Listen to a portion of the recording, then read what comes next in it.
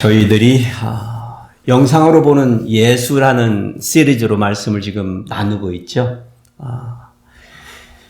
오른손에 의로우신 의로운 손에 올 7별을 붙드시고 7 촛대 사이를 걸으시는 인자 같으니 인자 되시는 예수 그리스도의 모습을 보았고요. 내 생물 24장로 천천만만의 천사들과 함께 지상에서 수를 헤아릴 수 없는 많은 하나님의 백성들이 예배드리는 협연하는 모습을 저희들이 보았습니다. 오늘 저희들이 보는 영상은 7개의 인을 떼시기에 합당하신 어린 양의 모습입니다. 요한계시록에 대한 말씀에 관심이 있는 성도라면 누구나 한 번쯤은 7인, 7 나팔, 7 대접, 666, 휴거, 천년왕국, 재림, 이런 단어들을 들어보셨을 거고요. 또 좀 공부를 해보신 분이라면 어느 정도의 아이디어들과 또 이 요한계시록에 대한 여러 가지 해석들이 있다는 것쯤은 아시고 계실 것입니다. 그만큼 요한계시록이 어렵고 다양해서 그렇게 사람들이 또 사실은 기피하는 하나님의 말씀이기도 합니다. 그러나 주님께서는 이 말씀을 우리에게 주시고 이 말씀들을 먹는 자들, 그러니까 읽고 묵상하고 알고자 하는 사람들에게 복이 있다 말씀하셨어요. 그래서 요한계시록은 기피해야 될 책이 아니라 저와 여러분이 사실은 그 말씀이 주시는 메시지를 붙들고자 열심을 품어야 되는 책 중에 하나입니다. 그런 면에서 오늘 저희들이 계속해서 요한계시록의 말씀을 보겠습니다. 오늘 다루는 본문도 여러 가지 다양한 해석이 존재하는 본문이기 때문에 저도 조심스럽게 여러분들과 함께 말씀이 주시고자 하는 메시지에 초점을 맞추어서 해석해 나가는 방법으로 여러분들 은혜를 나누기로 합니다. 보통 사람들이요, 7인이나 7의 나팔의 사건들 아니면 7 대접의 사건들을 해석해 나갈 때 문자적으로 시간적으로 저렇게 과거에서부터 현재에서 미래로 흘러가는 모양새로 이렇게 순차적으로 시간별로 흘러가는 모양으로 해석을 하는 많은 분들이 계시고요. 또 이 세 가지의 사건들이 똑같은 한 가지의 사건인데 다른 상징적인 모습들로 메시지를 전하고 있다. 그래서 한 가지 사건이다라고 상징적으로 해석하는 분들도 계십니다. 그래서 저는 이거를 나름대로 제가 공부를 하면서 느끼고 메시지를 추려내면서 이걸 어떻게 하면 저희들이 좀 쉽게 잘 이해할 수 있을까 굉장히 오랫동안 고민했었어요, 사실은. 같은 사건도 아닌 것 같고, 그렇다고 이렇게 시간별로 순차적으로 딱 흘러가는 것도 같지도 않고, 그래서 이번에 제가 예를 찾았습니다. 이게 여러분 아시는지 모르겠어요. 저도 이름은 잘 몰랐었는데, 마트로시카라는 거래요. 마트로시카. 이게, 마트로시카. 러시아 이 민속 인형이에요. 얘가 재밌는 게 뭐냐면, 지금 여러분 한계가 보이시죠? 제가 한계가 아니에요. 열어보면, 뚜껑을 열어보면 안에 이렇게 속에 이 줄줄이 조그마한 놈들이 계속해서 차곡차곡 이렇게 들어가 있는 거예요. 아이고, 제가 이거 7개 들어있는 인형을 찾는데 얼마나 시간을 낭비했는지. 여러분들의 이해를 돕기 위해서. 우리는 지금까지 시간을 항상 늘 과거에서 현재에서 미래로 흘러가는 직선적인 어떤 시간의 관점을 가지고 생활을 하거나 지금도 그렇게 생각하시는 분들이 많이 계실 거예요.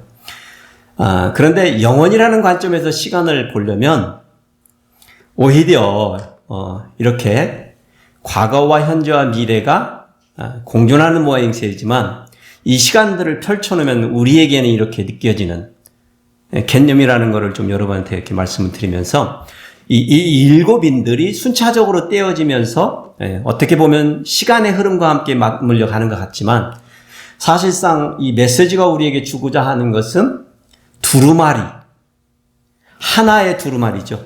하나의 두루마리 담겨있는 그 안에 있는 메시지를 어떤 의미에서는 동시에 우리에게 주기를 원하신다는 거예요. 여러분들 지금은 이게 어떻게 딱 머릿속이나 마음속에 이렇게 탁 안 올 수도 있습니다. 그렇지만 하여튼간 여러분이 생각하시기에 흘러가는 시간대로 이렇게 자꾸 보려고 하는 생각보다 그렇게 이제 해석하는 사람들을 문자적 해석한다고 그래요. 그리고 이제 한 가지 사건을 본 사람들은 상징적 해석법을 한다고 그러는데, 저는, 문맥적으로 해석을 해야 된다고 생각해요. 저자가 말하고자 하는 메시지들을. 그래서 문맥적이라는 말을 어떻게 가장 쉽게 표현할 수 있냐면, 스토리적, 드라마 같이. 요즘 여러분이 혹시 드라마를 즐겨보시면, 드라마가 이렇게 쭉 흘러가다가 갑자기 과거로 가지고, 플래시백을 보여주고, 요즘 거는 또 갑자기 또 미래도 가기도 하고, 이래가지고 보는 사람이 흥미진진하잖아요. 그런데 이 드라마의 특징이 뭐냐면 그러한 상황 속에서 늘 누구에 대해서 말하고 있어요. 여러분 드라마 안 보세요? 드라마는 늘 누구를 중심으로 해서 얘기가 흘러가요. 주인공입니다. 주인공. 그 얘기를 제가 하고 싶었어. 그러면 요한계시록의 주인공은 누구라고요? 예수님 어린 양. 방금 죽으신 것 같은 어린 양이 주인공이시기에 그것만 붙잡으면 된다는 거예요, 여러분. 그리고 시간은 요한계시록에 나타나는 영상들이 2일 후에라는 말이 쓰여지죠. 2일 후에. 이걸 번역을 이렇게 해놔가지고 요한이 본 영상에서 벌어지는 사건 후에 또 다른 사건이 벌어진다고 우리가 착각하게 돼 있습니다. 근데 이건 2일 후에가 아니라 이것 후에입니다. 이것이 뭐예요? 요한 사도가 본 환상 후에예요. 환상이 보여지고 그 환상 속에서 어떤 사건이 벌어졌는데 그 사건이 끝나고 나서 이것이 벌어진다는 사건이 말이 아니라 요한 사도가 지금 어떤 영상, 환상을 봤는데 그 환상을 본 다음에 이걸 또 다른 걸 봤다는 표현이에요. 좀 차이가 있죠? 해석하는 데 있어서 엄청난 차이를 가져올 겁니다.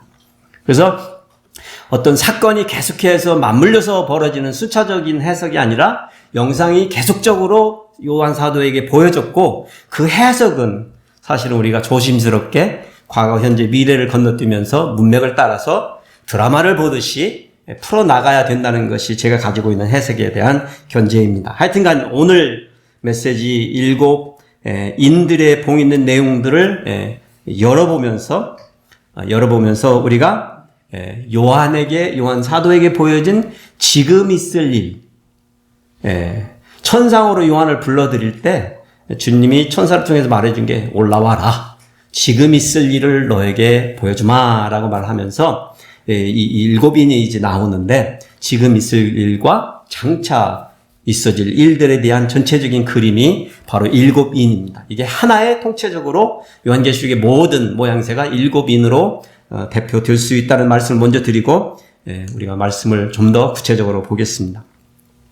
요한계시록 6장 1절에서 17절을 저희들이 교독을 하겠습니다. 그렇지만 6장하고 7장까지 전체를 커버를 하겠어요. 그러니까 여러분이 이 본문의 전체 내용을 보면 이렇게 많은 내용을 그런데 드라마는 그렇게 흘러갑니다. 사실은 우리가 너무나 일일이 개별적으로 짜게 가지고 하느라고 시간이 많이 소요되는데 하여튼간 제가 최선을 다해서 쭉 흘러갈 때 이렇게 한번 여러분이 보시기 바랍니다. 자, 같이 저희들이 교독을 하시는데요. 전에 요한계시록을 처음부터 끝까지 한번 다 읽어본 적이 있다 하시는 분이 먼저 읽으시고 가끔 본 적이 있다 하시는 분이 다음을 읽어보시겠습니다. 시작. 내가 봄에 어린 양이 7인 중에 하나를 떼시는데 그때 내가 들으니 내 생물 중에 하나가 우레소리 같이 말하되 오라 하기로 이에 내가 보니 흰 말이 있는데 그 탄자가 활을 가졌고 면류관을 받고 나아가서 이기고 또 이기려고 하더라. 둘째 인을 떼실 때 내가 들으니 둘째 생물이 말하되 오라 하니 이에 다른 붉은 말이 나오더라. 그 탄자가 허락을 받아 땅에서 화평을 제하여 버리며 서로 죽이게 하고 또 큰 칼을 받았더라. 셋째 인을 떼실 때 내가 들으니 셋째 생물이 말하되 오라 하기로 내가 보니 검은 말이 나오는데 그 탄자가 손에 저울을 가졌더라. 내가 내 생물 사이로부터 나는 듯한 음성을 들으니 이르되 한 데나리온의 밀 한 대요 한 데나리온의 보리 석뼈로다. 또 감람류와 포도주는 해치지 말라 하더라. 넷째 인을 떼실 때 내가 넷째 생물의 음성을 들으니 말하되 오라 하기로 내가 봄에 청황색 말이 나오는데 그 탄 자의 이름은 사망이니 음부가 그 뒤를 따르더라. 그들이 땅 4분의 1의 권세를 얻어 검과 풍년과 사망과 땅의 짐승들로서 죽이더라. 다섯째 인을 떼실 때 내가 보니 하나님의 말씀과 그들이 가진 증거로 말미암아 죽임을 당한 영혼들이 제단 아래에 있어 큰 소리로 불러 이르되 거룩하고 참되신 대주제여 땅에 거하시는 자들을 심판하여 우리 피를 갚아주지 아니하시기를 어느 때까지 하시려 하나이까 하니 각각 그들에게 흰 두루마리를 주시며 이르시되 아직 잠시 동안 쉬되 그들의 동무 종들과 형제들로 자기처럼 죽임을 당하여 그 수가 차기까지 하라 하시더라. 내가 보니 여섯째 인을 떼실 때에 큰 지진이 나며 해가 검은 털로 짠 상복같이 검어지고 달은 온통 피같이 되며 하늘의 별들이 무화과 나무가 태풍에 흔들려 설익은 열매가 떨어지는 것 같이 땅에 떨어지며 하늘은 두루마리가 말리는 것 같이 떠나가고 각 산과 섬이 제자리에서 옮겨짐에 땅의 임금들과 왕족들과 장군들과 부자들과 강한 자들과 모든 종과 자유인이 굴과 산들의 바위 틈에 숨어 산들과 바위에게 말하되 우리에 떨어져 보좌에 앉으신 이의 얼굴에서와 그 어린 양의 진노에서 우리를 가리라. 그들이 진노의 큰 날이 이르렀으니 누가 능히 서리요 하더라. 아멘. 성경의 한 장을 전부 다 예배 시간에 읽으신 거는 오랜만이시죠. 네, 오래간만이실 거예요. 일부러 한 장이라도 한번 다 읽어보시는 기회를 여러분들한테 드렸습니다. 자, 전상에 올라올 때 지금 있을 일을 보여주시마 하고 올려왔는데 환상으로 본 것은 천상 예배의 온전한 모습을 봤잖아요, 먼저. 그러면서 이제 보여주고 싶으셨던 이제 있을 일을 보여주셨다는 거예요. 이 일이 그러니까 많은 분들이 계시록을 생각할 때 지금 내가 사는 지금 이 시간에서 앞으로 미래의 일들이 계시록에 대한 주된 내용이라고 생각을 하는 거예요. 그런데 그렇게 생각하면 그러면 이 초대교회 성도들이 섭섭해하세요. 이분들이 지금 당하고 있는 상황이 제가 지난주에 뭐라고 그랬죠? 그분들이 지금 초대교회 성도들이 지금 살고 있는 상황이 어떻다고요? 환난의 시대라고요. 종말이라고 그랬습니다. 종말이라고. 예수 그리스도를 나는 믿어요 그러면 무엇하고 바꿔야 돼? 그 믿음을. 자기 목숨하고 바꿔야 되는 상황이란 말이에요. 그 이상을 요구하는 게 아니에요. 그냥 단지 예수님을 믿는다는 이유 하나만으로도 내 목숨이 앗아가고 나를 죽이려 하고 하는 그런 시대에 살고 있었다는 거예요. 그러한 성도들에게 주시고 싶은 메시지를 지금 계속해서 주고 계시다라는 거예요. 이걸 붙드시다는 겁니다. 그래서 지금부터 있을 일, 그러니까 주후 90년 그 후의 세대입니다. 주후 70년에 예루살렘이 로마로부터 완벽하게 멸망을 당했잖아요. 예루살렘 성전이 다 파괴된 거예요. 그 뒤로 이스라엘이라는 나라가 존재치 않은 거예요. 2000년이 넘도록. 1960년대에 이르도록까지 이스라엘이 나는 존재치 않았던 거예요. 그러한 상황이 지금 벌어졌을 때부터의 이 일을 지금 요한 사도는 메시지를 통해서 하나님의 메시지를 보여주는 겁니다. 그래서 우리가 이 말씀을 볼 때 어떻게 하냐면 우리는 back to the future가 아니라 back to the past. 과거로 가서 우리 스스로가 주후 90년경 자리를 잡고 거기서부터 만원 렌즈로 미래를 향하여 이렇게 보는 겁니다. 그러면 우리가 망원 렌즈로 미래를 그 사람들이 서 있는 초대교회 성도 서 있는 데서 보면 2023년도 오늘을 보게 될까요? 안 보게 될까요? 보게 되죠. 그리고 그 후로 펼쳐지는 미래도 보여지겠죠. 망원 렌즈로 보면. 그렇지만 보여지는 모습은 한 장의 스냅샷이지만 그 모든 장면이 하나로 그렇지만 미래와 우리의 현재와 과거 전부 다가 한꺼번에 오겠죠. 이해가 되셨나 모르겠네. 하여튼간 그래서 아까 그 인용을 보여드린 거예요. 그렇게 이해를 해야만 우리가 이 말씀을 잘 풀어갈 수 있기 때문에 그렇습니다. 오늘 메시지에 그냥 결론적인 메시지를 먼저 드리면, 일곱인을 떼시기에 합당하신 분은 천상천하에 아무도 없고 누구 한 분만 계시다는 거예요. 어린 양이다. 이것만 붙드시면 되는 겁니다. 이거를 인정하고 이걸 믿으시고 확신하시면 오늘의 메시지는 끝이 난 겁니다. 왜 우리가 그렇게 생각할 수 있냐?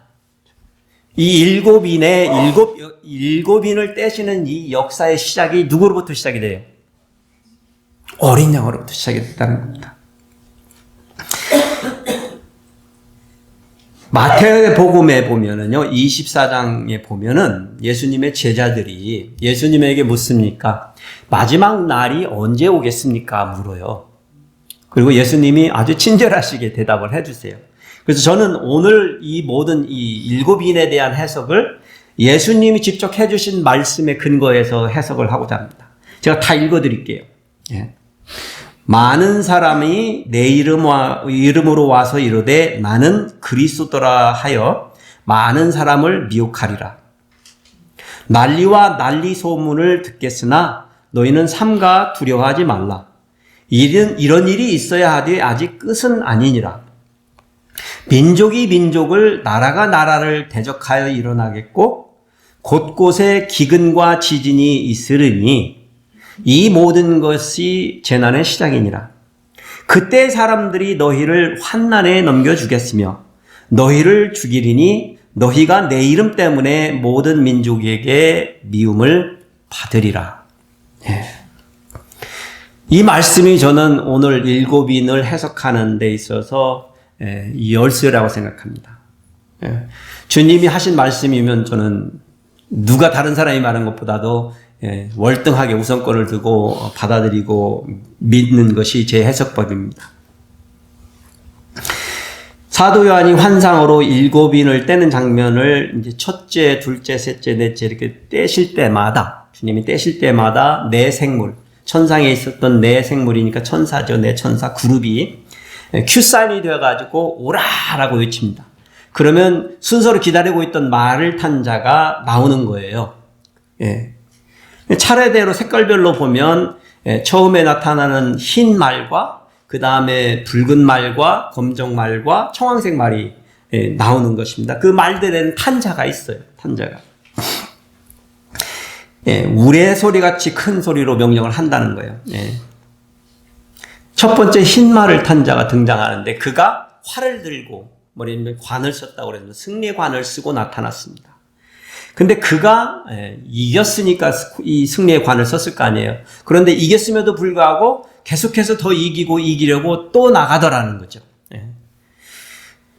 사실 많은 분들이 이 흰말 탄 자를 예수 그리스도라고 해석하신 분들이 계신데 이유가 있어요. 사실은 예수님은 아니십니다. 나중에 보면 요한계시록의 마지막 부분에 가면 예수님이 흰말을 타고 검을 들고 오시는 모습이 나타납니다. 근데 이 흰말을 탄 자는 뭘 들고 왔다고요? 활을 들고 나타났다는 거예요. 그리고 사실 주님이 또 이기려고 나가서 할 일은 없으시고 또 어린 양이 지금 이를 떼고 있는데 갑자기 본인이 주인공이 돼서 거기에 나타나는 것도 좀 어색하죠. 드라마의 각본이 맞지 않습니다. 그런데 왜 그러면 예수님 같이 보여질까요? 아까 제가 읽어드린 마태복음에 뭐라고 그랬어요? 많은 사람이 내 이름으로 와서 내가 그리스도다라고 그러는 거예요. 그러니까 이 흰말 탄 자가 누구예요? 가짜 예수님인 거예요. 가짜 예수님이 와가지고 그리스도의 행세를 하는데 뭔만 해요? 자기의 권세만 유지하는 거예요. 자꾸 이기고. 그러니까 그 사람 밑에서 통치권을 받는 사람들은 피곤하겠어요? 안 피곤하겠어요? 피곤한 거죠. 계속해서 이기려 하는 거죠.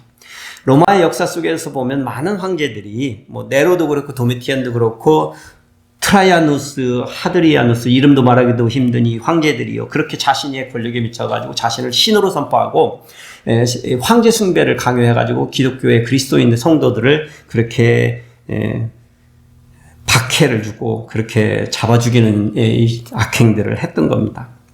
또 예수님 살아 당시 때에도 예수님의 흉내를 내는 사람들이 있었던 거예요. 가짜들이. 끊이지 않고 나타나는 것이죠. 끊이지 않고. 계속해서 오늘날에도 사실은 또 오늘날에도 그렇게 가짜 그리스도인들을 미혹하는 이 가짜 그리스도가 있다는 거예요. 예.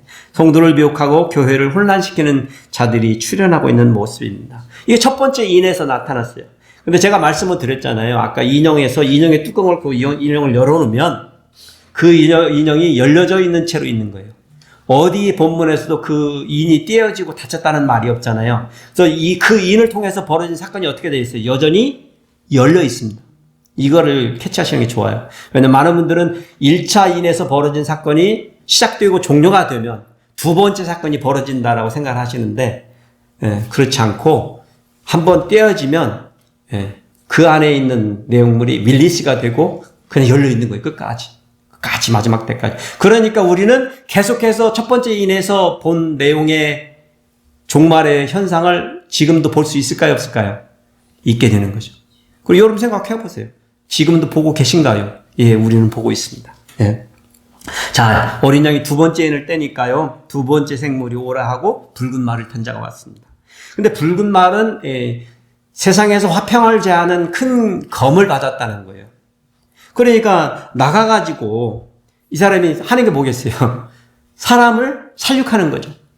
세상에서 화평을 제할 정도의 전쟁과 전쟁을 일으키고 있는 장면인 것을 우리가 볼 수 있습니다. 예수님께서 마태복음 24장에 이걸 어떻게 표현해 놓으셨어요? 민족이 민족을, 나라가 나라를 대적하여 일어나겠다는 거예요. 그러면 역사적으로 로마 시대부터 그 후에 많은 세상의 인간의 세계사 속에서 여러분들은 전쟁에 대한 기록을 들었고 알고 계시죠? 그리고 여전히 지금도 전쟁은 터져 나고 있습니다. 이 그림입니다. 이제 어린 양이 셋째 인을 떼셨어요. 오라 하는 소리와 함께 세 번째 탄 말을 나는 검은 말을 탄 자죠. 검은 말을 탄 자. 그 손에 저울이 들려 있다고 그랬습니다. 저울은 이게 곡물을 매매할 때 쓰던 저울이에요. 스케일이죠. 그런데 들려오는 소리가 한 데나리온의 말 한 대.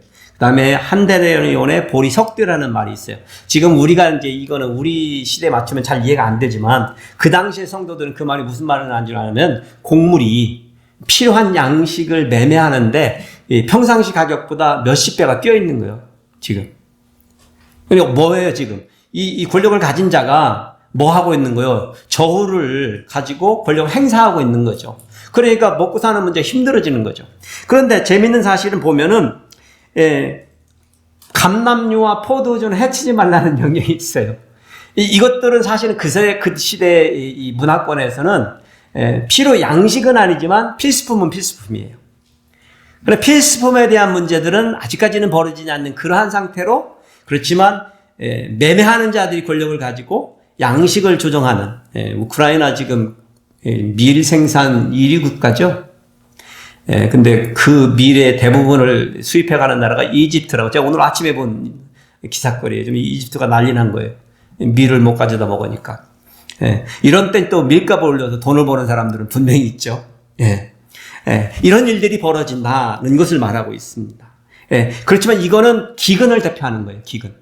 그런 기근을 이용해서 그런 일들이 벌어지는 것이죠. 기근이 오는 거예요. 그래서 예수님이 마태복음에서 말할 때 기근이 일어나고 말을 하신 거예요. 네 번째 인을 떼시니까 넷째 생물이 오라 하면서 청황색 말이 나타나는 거예요. 이 청황색은 색깔이 조금 애매모호한 색깔인데 이게 사람이 죽으면 시체가 푸르댕댕해지는 그 색깔입니다. 그걸 의미하는. 근데 이 탄자는 들고 오는 게 없는데 그 이름이 이게 별명이죠. 레이블이 사망이라고 그런 거예요. 사망. 근데 이 단어가 사망이라는 단어가 사실은 다르게도 번역이 될 수 있는 단어예요. 전염병. 그 시대에 전염병에 걸리면 어떻게 됐을까요? 다 죽은 거예요, 그냥. 오늘날 같이 뭐 지금 코비드도 우리에게는 엄청난 문제지만 사실 그 시대에는 그냥 걸렸다 하면 죽으니까 그냥 사망인 거예요. 사망이 온 거예요. 그가 이 땅의 4분의 1의 권세, 4분의 1의 권세를 지닌 꽤 권력이 있는 사람이 대표되어 있죠, 여기서. 제가 뭐 그게 사람이 아닐 수도 있고, 하지만 여기에서는 전염병으로, 이렇게 되어 있습니다. 누가복음에는 같은 내용인데, 21장에 보면 곳곳에 큰 지진과 기근과 전염병이 있겠고, 이렇게 표현되어 있습니다. 근데 재밌는 사실은 넷째 인을 뗐을 때 전염병이 새롭게 시작이 되지만 언급이 되어 있는 게 뭐가 있어요? 전쟁도 있고 기근도 있다는 거예요. 그래서 제가 말씀을 드리는 거예요. 인이 떼어지고 그 사건이 끝나는 게 아니고 매듭되어지는 게 아니고 계속 열려 있다는 말씀을 그래서 드리는 거예요.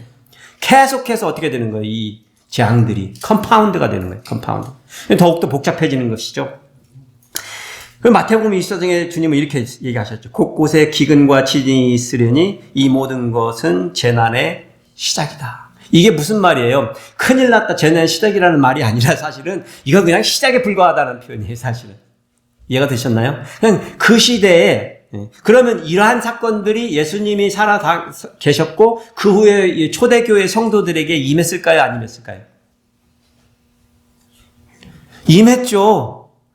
로마 사람들이 와가지고 자기 나라의 수도를 깨부수고 성전을 다 파괴시켜버리고 하나님 임재하는 것을 없애버리고 믿음을 지키지 못하게 다 죽여버리고 있는 사태인데 지금 전쟁이 벌어지고 기근이 있고 먹고 살기가 힘들고 땅 위에서 살지 못해서 지금 지하로 숨어 들어가는 상황인데 당연하죠. 왔죠. 정말이죠. 왔습니다. 근데 주님이 그들에게 말하는 거예요. 이거는 시작이다. 시작이다. 네. 모든 환난과 재난의 시작이 어린 양의 손에 들려진 두루마기에 있는 7인을 떼면서 시작이 된 것을. 그런데 이 성도들이요, 초대교회 성도들이 어린 양이 이 일을 시작하셨다라고 했을 때 전부 다 받아들일까요? 아니면 믿겨질까요? 믿음을 지킬 수 있을까요? 확신할 수 있을까요? 그러면 잘 생각해 보세요. 이런 사람들이 그런 환난의 기간에 배도하는 사람이 생겼을까요? 예수 믿는 거 이제 때려쳐야지 뭐하러 믿어 하는 사람들이 없었을까요? 제가 인간을 아는데 그럴 풀이들이 분명히 나타났을 것입니다. 예. 그래서 말씀하시는 거예요. 비록 환난이, 이런 엄청난 대환난이 우리의 인생 가운데 찾아와도, 그리고 내가 그 속에 있어도 어떻게 하라고? 뭘 믿으라고? 이 인간 역사의 주권은 누구에게 달렸다고요? 어린 양 예수 그리스도에게 달렸다라는 것을 믿느냐? 그러면 너희 성도들아, 너희가 믿는 믿음의 실체는 무엇이냐? 라고 질문하고 있는 거겠죠. 우리가 잘 살 때, 내가 형통할 때 믿는다고 하는 믿음과 내가 지금 잘못돼가지고 죽게 생겼을 때 믿는 믿음과 차이는 무슨 차이예요? 그저 내가 주님을 믿느냐 안 믿느냐잖아요, 사실은. 네. 그 질문을 하시는 거잖아요. 그래, 그 메시지를 주시는 거예요. 그래, 내가 지금 이 일을 벌이고 있다. 우리 인간 같으면 그런 말 안 하고 싶겠죠. 근데 지금 주님이 당당하게 말씀하시는 거예요. 내가 하는 일이다. 그거 어쩔래? 이건 제가 하는 말이지만. 이러시면 어떠시겠어요? 오늘부터 접고 교회는 그만 가야지 하시는 분이 계신가요? 예. 바로 그 믿음을 시험하시는 거고 그 믿음을 지킬 수 있느냐라고 지금 질문하시는 것입니다. 우리는 두 번째로 7인의 역사를 진행시키시는 분도 어린 양이시네요. 그러니까 시작하신 분인 주님이시면 그 일을 대행하는 사람도 있어야 되는데 이 일을 처음부터 끝까지 지휘하시는 분이 누구라는 거예요? 어린 양이시라는 거예요. 그걸 어떻게 하냐면요. 5번째 인이 떼어지니까 모양이 첫 번째 4개 띄었을 때 모양과는 확 달라진 환상이 보인 거예요. 보니까 거기에는 누가 있어요? 하나님의 말씀과 그들이 가진 증거로 말미암아 죽임을 당한 영혼들이 보이는 거예요. 순교당한 사람들, 성도들이 보이는 거예요.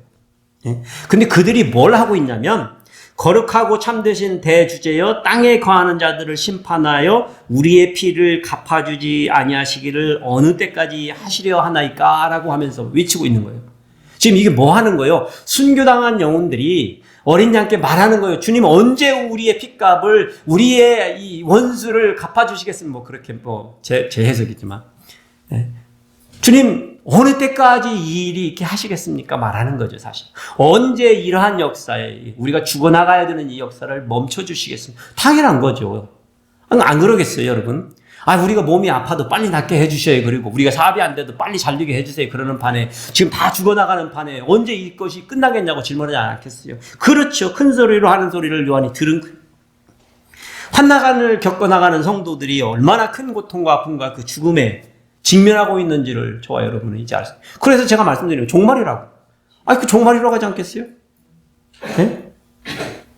당하는 사람은 종말이죠. 당하는 사람은 당연하게 종말이죠. 예. 그러니 언제 끝날지를 하나님께 묻는 거예요. 자신들의 핏값을 신원해 달라고요. 여러분들의 기도도 때로는 그렇지 않나요? 주님, 좀 이제 좀 풀리게 해주세요. 잘 되게 해주세요. 내가 원하는 대로 좀 해주세요. 라고 하는 기도를 드리지 않겠어요? 근데요, 하나님의 대답이 의외의 답입니다. 그러는 자들에게 흰 두루마리를 주셨다. 그 흰 두루마기, 흰 겉옷을 주셨다. 이게 뭘 상징하죠, 여러분? 기억나세요? 7교회에게 이기는 자들에게 주는 한 교회의 대표에서 주는 게 있었어요. 그때 흰 옷이 나옵니다. 그게 무슨 얘기예요? 믿음을 지킨 자, 이기는 자에게 준 상급을 순교를 당한 사람들에게 주는 거예요. 애개개죠, 사실은. 그쵸? 죽기까지 했는데. 우리는 믿음을 지켜가지고 이렇게 살다 가도 그 흰 옷을 받을 건데, 이 순교들을 당한 사람들에게도 주어지는 게 뭐예요? 겉옷이야. 고작 흰 옷이야. 그러면서 하시는 말씀이 뭐라고 그래요? 너희 동무 종들과 형제들도 죽임을 당하여 그 수가 차기까지 잠시 동안 쉬며 기다리라 하신 거예요. 이 대답을 듣고 감사합니다. 말씀대로 되돌아서라고 여러분 이렇게 믿음으로 이렇게 주님께 말씀드릴 수 있는 분 여러분들 계세요? 마음에 안 드는 대답이잖아요, 사실. 해결해 줄게. 그래, 금방이야. 끝나. 이제. 이렇게라도 해주시면 얼마나 좋겠어요. 아니, 아직 때가 안 됐어. 좀 기다려. 더 주가 나가야 된다고 말씀을 그냥 직접적으로 얘기를 하면 그러지 않는 거예요. 예.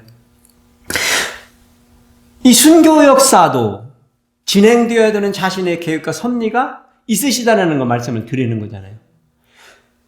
우리 성도들은 지금 필요한데, 우리 교회는 지금 필요하잖아요. 모든 것이 좀 평온해지고, 순탄해지고, 문제가 없어지고, 모든 것이 정말 우리는 세상에 좀 하나님의 영광이 드러나는 삶을 좀 모든 것이 성공적으로 나타나서 좀 이렇게 본때 있게 믿음을 보이고 싶은데, 그렇지 않을 때 얼마나 답답하겠어요. 교회가 고작 이거밖에 안 될 때 세상을 향하여 얼마나 답답하겠어요. 나 스스로도 힘들지만, 그렇지 않겠어요? 그런데 주님은 말씀하시는 거예요. 아직 때가 아니야. 기다려라. 이 환난의 때가 계속해서 진행이 된다.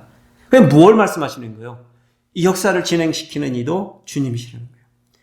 어떻게 이게 하나님의 자비와 은혜라고 우리가 말할 수 있어요? 그런데 우리가 지금 확연히 들어야 되는 것은 이 어린 양께서 이러한 상황을 통해서 우리 성도들에게 주시고 싶어 하시는 메시지가 확실히 있다라는 거죠. 그게 무슨 메시지일까요? 인간 역사의 주관자는 누구시라는 거예요? 어린 양이시라는 거예요. 어린 양. 그것을 인정할래 안 할래? 이 관점인 거예요. 그래서 여러분들이 내가 가지고 있는 믿음이 진짜인가 가짜인가 아리송하면 이 질문을 하시면 됩니다. 과연 나는 내 인간됨에 있어서 내 인생에 있어서 모든 주권을 예수 그리스도께 서렌더하고 그분이 가지고 계신 주권임을 인정하는 것인가? 내 삶의 주인이 예수님인가? 내 삶의 주인의 의자, 내 삶의 보좌가 있는데 내가 앉아가지고 운전대를 운전하면서 내가 하시고 싶은 대로 하시면서 그저 방망이만 두드리면서 주님 필요할 때만 와서 힘이 되어주세요 하고 있는 모양인지 아니면 내 인생의 보좌에 예수님이 앉아 계셔서 주인 노릇을 주님이 하고 계신지의 차이점입니다. 언뜻 우리 그리스도인들의 믿음이 값어치 없는 것이라고 생각하는 사람들이 있는데 그렇지가 않습니다. 이 환난 날에 주님이 우리에게서 요구하시는 건 뭐예요? 딱 하나밖에 없습니다. 그 믿음을 지킬 것인가? 그 믿음이 진짠가? 를 물으시는 거예요. 순교하는 이 피를 흘리고 있는 이 성도들에게 내 계획이 따로 있다. 라고 말씀하시는데 당황스럽잖아요. 여러분과 저는 내 삶의 상황이 어떠한 상황이더라도 이 예수 그리스도가 내 삶의 주권이심을 인정하고 기다릴 수 있느냐는 거죠. 믿음을 가지고. 기다릴 수 있냐는 거죠. 주님이 말씀하세요. 그렇게 평생 살다가는 그렇게 영원까지 간다라고 말씀하시지는 않으시잖아요. 너희를 위하여 준비한 상급이 있고 구원이 있음을 누누이 말씀하시고 약속해 주시잖아요. 기다리라는 거죠. 내가 견딜 수 없는 시간이지 주님이 기다릴 수 없는 시간은 아닌 거잖아요. 그렇잖아요? 예. 어떤 박해 속에서도 이 7인을 내 삶에 환난을 가져오는 7인들을 떼시는 어린 양이 주권자이신 것을 인내와 믿음으로 지킬 수 있는 저와 여러분이 되시길 축복해 드립니다. 이제 어린 양이 6번째 인을 떼시니까요. 사도 요한이 큰 지진이 나는 것을 봤습니다. 예.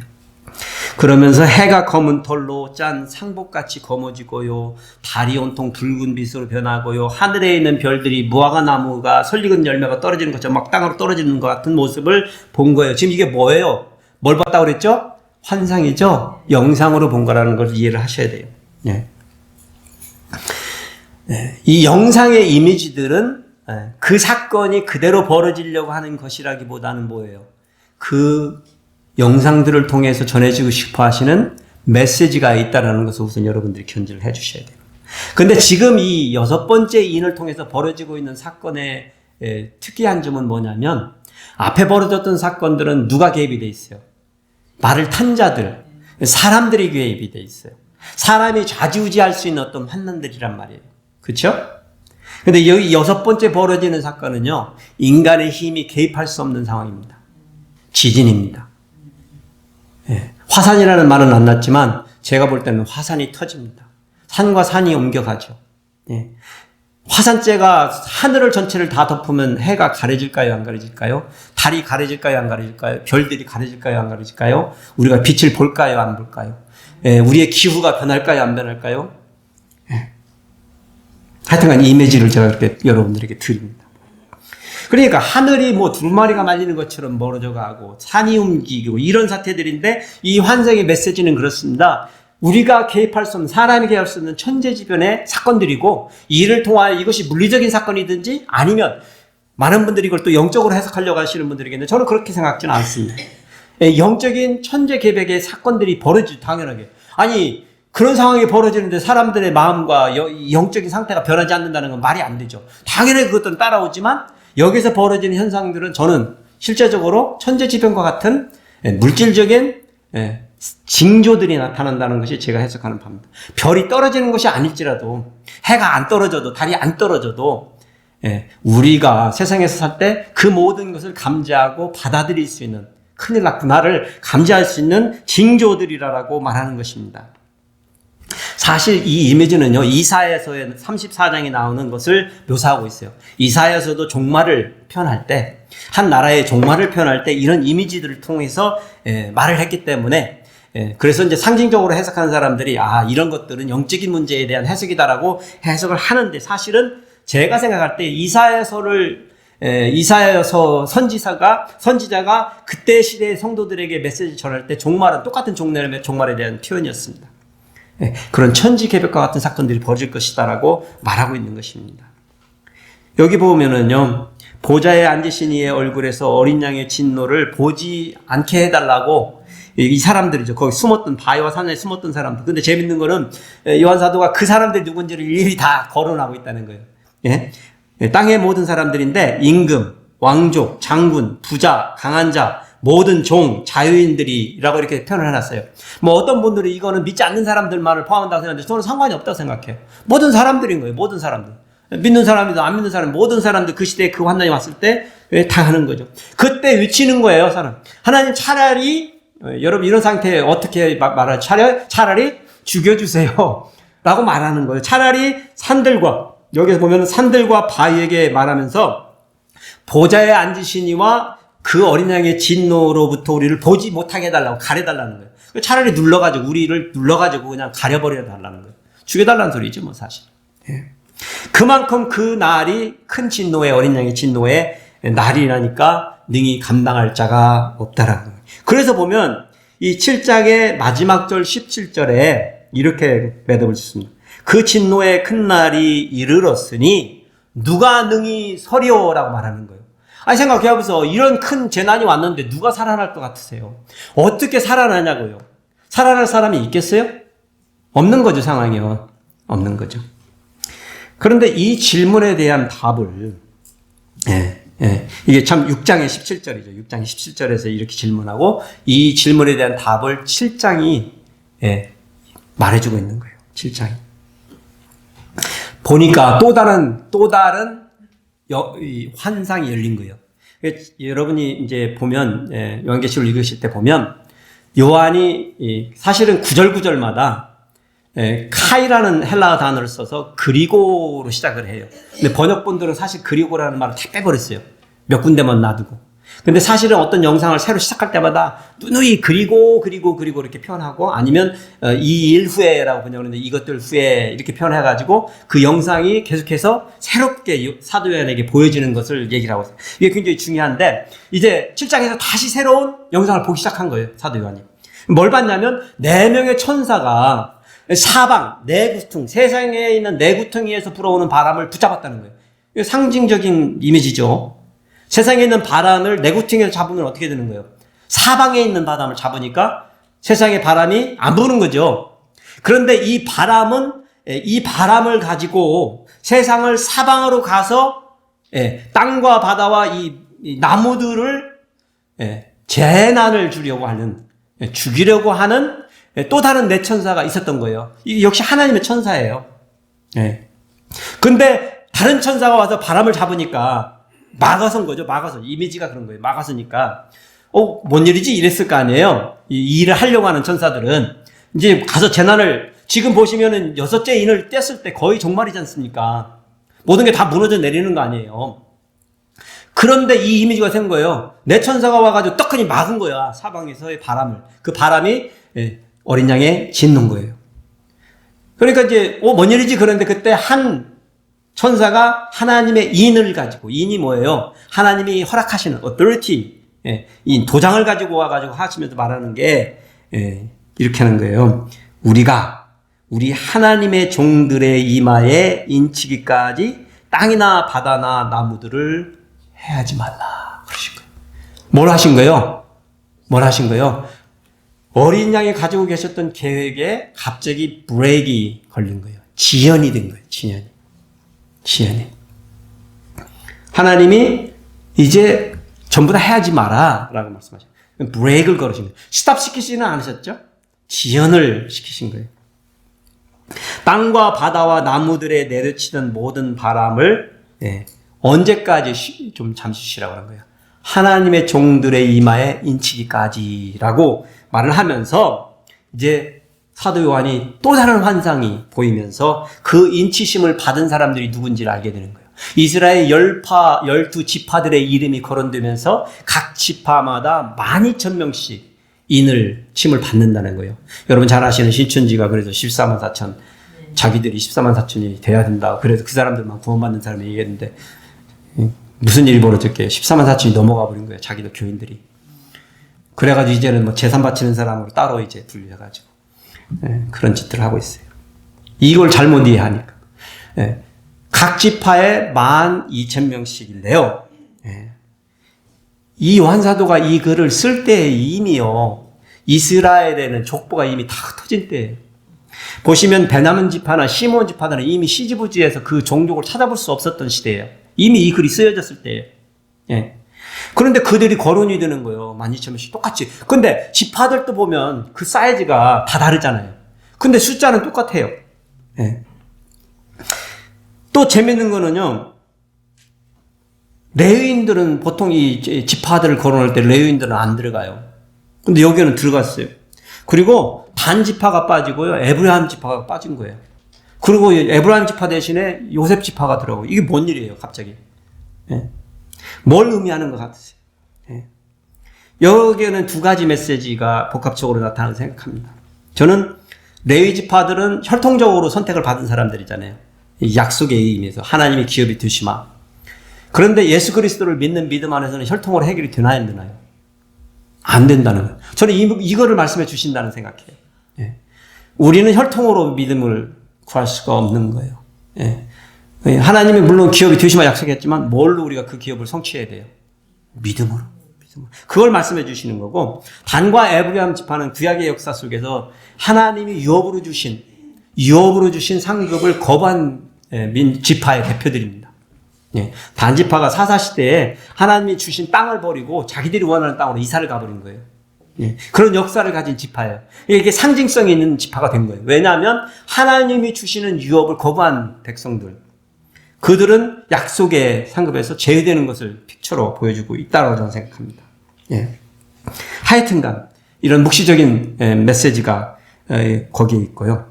12,000명에 대한 거는 다 동일한 것 자체가 이상스럽고, 그런데 그 12,000의 숫자는 사실은 12라는 하나님이 선택하신 백성의 완전수가 늘 이스라엘 문화권에서는 12이라는 숫자입니다. 그래서 12지파가 있었던 거예요.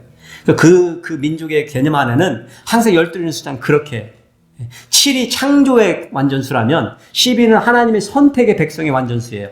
12. 그런데 그 시대에 가장 큰 숫자가 뭐였길래요, 여러분? 그 시대, 이 사람들이 살던 시대에 가장 큰 숫자, 그 사람들이 개념상으로 큰 수. 제가 어렸을 때는 억이었습니다. 제가 어렸을 때 어떤 사람이 억대 부자라고 하면 엄청 부자로 생각했어요. 오늘 여러분의 큰 숫자는 뭡니까? 네? 억은 아니죠. 여러분도 다 억대는 다 되시니까. 다 거다 되신단 말이에요. 그러니까 억은 아니에요. 그거예요. 이 시대에 1000이라는 숫자가 사용이 된 이유 중에 하나가 개념상으로 그냥 큰 수였던 거예요. 그 수면 어떤 수예요? 많은인 거예요, 많은. 그러니까 12이라는 숫자와 1000이 합쳐지니까 12,000이 됐잖아요. 그러면 무슨 얘기일까요? 각 지파에서 하나님이 섭리 가운데 구원받을 만한 충분한 숫자라. 그걸 다 합치니까 144,000이 된 거예요. 그러니까 144,000은 숫자적으로 세야 되는 숫자가 아닌 거죠. 지금 개념상으로만 봐도. 그런데 사실 제가 이렇게 장황하게 설명할 필요도 없었어요. 왜냐하면 사도 요한이 또다시 영상계시를 하나 더 봐요. 예. 그게 뭐냐면, 사도 요한이 영상을 딱 보니까 이 장면에 각 나라와 족속과 백성과 방언에서 아무도 능히 셀 수 없는 큰 무리가 나와서 흰 옷을 입고, 흰 옷 자주 나오네요. 손에 종려 가지를 들고 보좌 앞과 어린 양 앞에 서서 뭘 해요? 큰 소리로 하나님과 어린 양을 찬양 경배하는, 예배하는 장면을 본 거예요. 왜 갑자기 뜬금없이 이 장면을 보여주셨을까요? 그렇잖아요. 144,000이라는 숫자가 그렇게 쉽게 이해되지 않잖아요. 우리도 더 어렵잖아요. 그리고 지금 이걸 보는 사람들이, 지금 현재 우리 사랑하는 많은 사람들이 헷갈려가지고 이 숫자를 잘못 해석해가지고 이 난리를 지금 치고 있는데, 이걸 바로 이해할 수 없잖아요. 그래서 사도 요한은 본 거예요. 그 숫자가 의미하는 그 수가 뭐예요? 무슨 수예요? 능히 아무도 셀 수 없는 큰 무리를 말하는 거예요. 예. 근데 답을 다 줘. 그러면은 이제 사도 요한은 이 숫자는, 이 사람들은 누구예요? 라고 이렇게 질문했을 거 아니에요. 그러니까 장로 중에 하나가 말하는 거예요. 이는 큰 환난에서 나오는 자들이다. 무슨 얘기예요? 환난을 통과한 자들이라는 뜻이에요. 여러분, 휴거를 주장하는 분들이, 성도들은, 교회들은 대환난의 시작이 전에 휴거되어서 이 환난을 거쳐가지 않는다고 가르칩니다. 근데 지금 여러분이 보시는 이 어린 양의 인대시는 사역의 가운데서 섭리는 어떻게 나타나고 있어요? 성도들이 그 환난을 어떻게 하고 있어요? 통과하면서 뭘 지키는 거예요? 믿음을 지키기를, 보시기를 원하시는 거죠. 당연하죠. 그래서 휴거는 가짜입니다. 아무도 능히 셀 수 없는 큰 무리들이 통과할 거라는 약속인 거예요. 그러니까. 네. 그리고 나서 7장 16절에요. 17장에 이렇게 보면서 그 마무리 그림을 보여주세요. 이렇게 되어 있습니다. 다시는 줄이지도 목마르지도 춥지도 덥지도 않은 것으로 하나님께서 성도들의 눈에서 모든 눈물을 씻어 주실 곳이다라고. 그렇게 해서 간 곳이 우리가 흔히 말하는 하나님의 나라 천당이라고 말을 하지만, 천당이라는 표현은 되도록이면 안 쓰려고 그래요. 왜냐하면 당은 어떤 물질적인 어떤 장소를 말한다면 저는 그냥 하나님의 나라라고 말하고 싶어요. 그냥 하나님의 나라, 구체적인 나라. 그곳에는 눈물이 없는 곳이래요. 그러니까 보세요. 지금 이 여선이 띄어지고 모든 사건이 났는데 지금 요한계시록의 결론이 이 7장의 마지막에 나온 거예요. 제가 그래서 7인의 스토리가 처음부터 끝까지의 모든 메시지를 담고 있는 것이지, 7인이 끝나고 7 나팔이 벌어지고 7 대집이 벌어지는 순차적인 사건이 아니라는 거예요. 일곱 이인을 뗐을 때 두루마기에 담긴 하나님의 메시지가 열려버린다니까요. 그리고 우리가 그 마지막이 뭐냐면 줄이지도 목마르지도 춥지도 덥지도 않은 수많은 백성들이 가 있는 곳에 대한 소망을 보게 되는 것입니다. 이걸 어떻게 하냐면 이 똑같은 말씀이 어디에 나와야 되는 거예요. 그러면 제가 주장하는 바대로는 요한계시록의 마지막 부분에 이 말씀이 또 나와야 되는 거죠. 그래 나온다니까요. 24장 13절에 아니요 24장이란다. 21장 3, 4절에요. 보라 하나님의 장막이 사람들과 함께 있음에 하나님이 그들과 함께 계시리니 그들은 하나님의 백성이 되고 하나님은 친히 그들과 함께 계셔서 모든 눈물을 그 눈에서 닦아주시니 다시는 사망이 없고 애통하는 것이나 곡하는 것이나 아픈 것이 다시 있지 아니하리니 전 것들이 다 지나갔습니다. 똑같은 말씀이죠? 똑같은 말씀이 다시 나옵니다. 이게 어디에 대한 표현이냐면 새 하늘과 새 땅과 거룩한 예루살렘의 모습입니다. 근데 여기 7장에 말씀이 또 흔히 나오고 있잖아요. 그런데 이 말씀이 마태복음 24장 예수님이 종말에 대한 말씀을 하실 때도 이렇게 표현해 놓으셨어요. 24장 13절에 그러나 끝까지 견디는 자는 구원을 얻으리라. 이 천국 복음이 모든 민족에게 증언되기 위하여 온 세상에 전파되리니 그제야 끝이 오리다. 그러면 제가 말씀을 묻겠습니다. 왜 천사들이 이 환난을 지연시키면서 이 종말의 끝을 피날레를 아직 드라마를 못 끝내고 계실 것 같으세요? 왜 주님이? 아직 구원. 그렇죠. 주님이 바라는 만큼 흡족한 만큼 그 수가 차고 있지 않다는 거예요. 누구를 위해서 지금 이거 지연을 시키고 있는 거예요? 아니요. 다른 말로 말하면 누구를 위해서 이 환난이 지금 진행되고 있는 거예요. 왜냐하면 그런 세상을 우리가 살아가야 되니까. 결국에는 전부 다가 우리를 위해서 벌어지고 있는 사건이에요. 그걸 받아들이겠냐는 거예요. 나만 하나 잘 되자고, 나만 조금 더 편하자고, 주님이 가지고 계신 정말 수많은 민족, 모든 종족, 모든 지파, 모든 언어, 모든 백성 가운데 모든 사람을 자기의 백성을 삼으시고 싶은 그 열망 때문에 이 일이 지금 이렇게 되고 있는데 여러분 인정하시겠습니까? 그 말씀인 것입니다. 환난 날에 우리 성도들이 그래서 기억할 것은요. 일곱 인을 떼시게 합당하신 어린 양을 향한 믿음을 지키는요. 14만 4천은요. 수를 헤아릴 수 없는 많은 민족들, 사람들이라고 말씀해요. 그들이 그리스도의 나라를 기대하며 그 중에 우리가 하나가 되어서 기대하며 인내하며 이기는 자들이 되는 것입니다. 그리고 그것을 이기는 자들이 되는 것은 무슨 일이 있어도 예수 그리스도 어린 양에 대한 믿음을 지키는 거예요. 지키는 거예요. 현대사에 우리가 사는 세상 가운데 환난과 박해가 있습니다. 지금도 순교는 벌어지고 있습니다. 그리고 역사적으로 순교의 역사는요, 사실 우리가 아는 초대교회 역사들보다도 더 많은 순교들이 지금 벌어지고 있어요. 여러분이 안 듣고 계셔서 그렇지, 순교만을 대타를 지금 내고 있는데, 제가 한번 말씀을 드렸나 모르겠네. 지난번에 우리가 서포트하는 IBS 인도 선교, 하시는 목사님이 인도로 갔었어요. 근데 그분이 저한테 보내준 영상들이 있어. 지금도 가지고 있는데, 카톡. 성도의 목을 잘라가지고, 시스터인데, 목을 잘라가지고 들고 다니다가 울타리에 꽂아놓은 비디오. 그리고 자매들을 빨가를 벗겨가지고 길거리로 끌고 가는 거예요. 18년 21세기에 벌어지는 일이에요, 지금. 인도에서. 그냥 기독교인이 하는 것 때문에. 아니, 저쪽, 밀림지대에 하는 원주민들이 하는 일이 아니에요, 지금. 시퍼렇게 우리처럼 여러분 같이 이렇게 있고, 그 짓들을 하고 있는 것을, 우리는 그냥 우리 상황 속에서 안 벌어지니까 안 벌어진다고 생각하는 거예요. 그렇지 않습니다. 그냥 믿는다고, 교회 간다고 그렇게 죽이는 거예요. 벌어지고 있습니다. 그래서 우리는 사실 우리가 감당해야 될 게 많습니다, 사실. 우리 믿음 안에서. 우리가 어떤 환난, 병과 실패와 좌절과 아픔과 관계의 어려움과 여러 가지죠. 우리는 세상 염려들이 많으니까. 그런데 그런 것들 가운데서 우리의 믿음을 지킬 수 있는 것은 내 삶의 주인 되시는 우리 주님이 그냥 괜찮다 하신다는 걸 믿으시라니까요. 네. 그리고 그러다가 죽어도 괜찮다고 말씀하시는 거예요. 제가 누누이 말씀드리지만 그렇게 살다가 죽어도 괜찮다니까. 이거를 깨닫는데 참 저도 오래 걸린 것 같은데 여러분도 그냥 깨달으셨으면 좋겠어. 네. 얼마나 속편한지 몰라. 진짜 속편해요. 네. 네.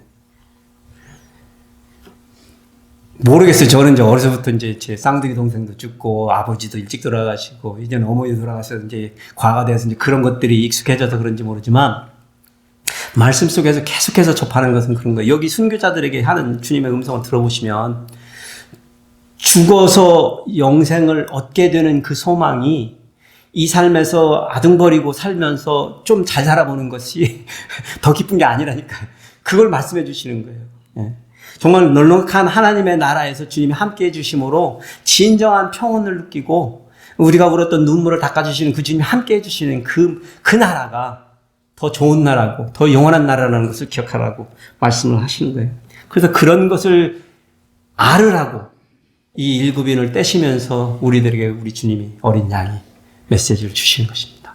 어떤 사람들에게 지금 죽어나가는 사람들에게 그냥 우리같이 힘든 사람들에게 하는 게 아니고 정말 초대교회 성도들은 죽어나가는 사람들에게 주시는 메시지라는 거예요.